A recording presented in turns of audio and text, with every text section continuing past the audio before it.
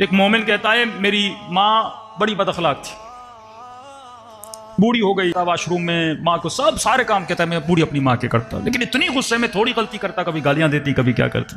کہتا ایک دن کپ میں چائے لایا، ماں کو چائے دی اور تھوڑا اس کو ذائقہ پسند نہیں آیا، وہ گرم گرم چائے اس نے میرے منہ پہ مار دی، لیکن پھر بھی میں نے کچھ بھی نہیں کہا۔ میں نے کہا کیونکہ اللہ کا حکم ہے وَسَلِّمُوا تَسْلِيمًا وَلَا تَقُولُوا لَهُمَا اُفٍّ، کبھی ماں باپ پہ غصہ نہ کیا کرو، کیسے بھی ماں باپ ہو چاہے کافر ہی کیوں نہ ہو، ماں باپ پہ غصہ نہ کیا کرو، تسلیم محض ہے۔ کہتا جس دن میرے چہرے پہ چائے پھینکی گئی اسی رات میں نے خواب میں امام حسین کی زیارت نصیب ہوئی۔ ہاں ایسے تو اجر نہیں ملتا، وہ جواب جسے امام حسین اس کے سلام کا جواب دیتے ہیں۔ کہتا دونوں بوڑھے ماں باپ ہیں، ہر شب جمعہ ان کو حرم امام حسین میں لے کر جاتا تھا زیارت کے لیے، باری باری رکھی ہوئی، آج ماں کی باری ہے، کل بابا کی باری ہے۔ ایک شب جمعہ جب میرے بابا کی باری تھی، میں نے کہا چلیے بابا کربلا چلتے ہیں، اس رات بارش بھی بہت تھی۔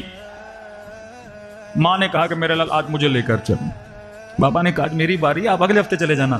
اب جب آدمی بوڑھے بوڑھے ہو جاتے ہیں تو ضد انسان میں بہت آ جاتی ہے، نہیں کہا مجھے لے کر چل، وہ باپ نے کہا مجھے لے کر چل، ماں کو کہا ویٹ کریے، ماں نے کہا نہیں مجھے یہ لگتا ہے اگلے ہفتے تک میں زندہ نہیں رہوں گی، بس میرے دل میں آ گیا میں زندہ نہیں رہوں گی، مجھے مولا کی زیارت کرانے لے چل۔ اب کروں تو کیا کروں؟ کہتا ہے گدھا تھا میرے پاس جس پہ بٹھاتا تھا اپنے بوڑھے باپ کو یا اپنی بوڑھی ماں کو اور لے کر جاتا تھا، بہت دور دراز سفر تھا۔ اب ماں نے ضد کی، باپ نے ضد کی، میں نے کہا ٹھیک ہے کوئی بات نہیں، آپ اگر راضی ہو گئے تو حسین راضی ہو جائے گا۔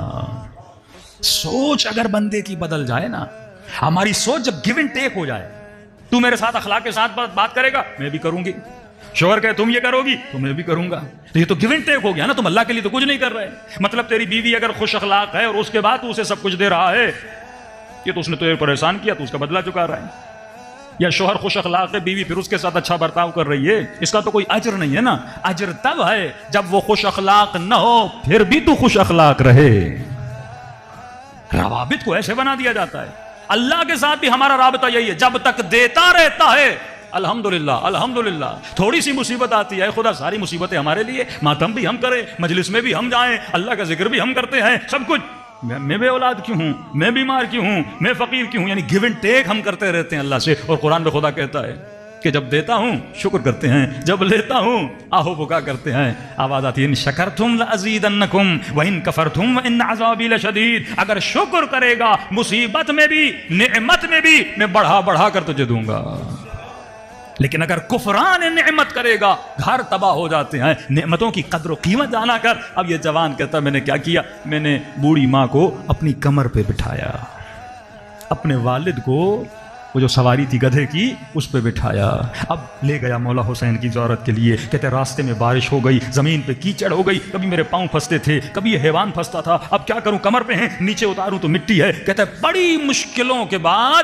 میں کربلا پہنچا، ماں باپ کو اتارا، میں نے کہا آپ جائیے حرم امام حسین کی زیارت کریے۔ کہا آپ نہیں آؤ گے؟ اس نے کہا میرے پاؤں کپڑے گندے ہو چکے ہیں، میں ذرا نہر میں جا کے پاؤں صاف کر لوں، کپڑے وپڑے صاف کر لوں، وضو کر لوں، صاف ستھرا ہو جاؤں، آتا ہوں امام حسین، آپ سکون سے جا کے زیارت کریں۔ کہتا ہے کہ میں نے اپنے پاؤں دھوئے، میں نے اپنے کپڑوں کو صاف کیا، میں نے وضو کیا، اب جیسے بین الحرمین سے داخل ہوا، کہتا ہے ہمیشہ میری روٹین تھی، مولا کے روزے کے سامنے کھڑا ہوتا تھا، سینے پہ ہاتھ رکھتا تھا اور کہتا تھا السلام علیکہ یا ابا عبداللہ، اے ابا عبداللہ آپ پر میرا سلام ہو۔ کہتا ہے اب جب میں وارد ہوا، بین الحرمین میں کھڑا ہوا، امام حسین کے روزے کو دیکھا، سینے پہ ہاتھ رکھ کر کہا السلام علیکہ یا ابا عبداللہ کا سلام کا کرنا تھا، میرے کانوں میں آواز آئی وعلیکہ السلام،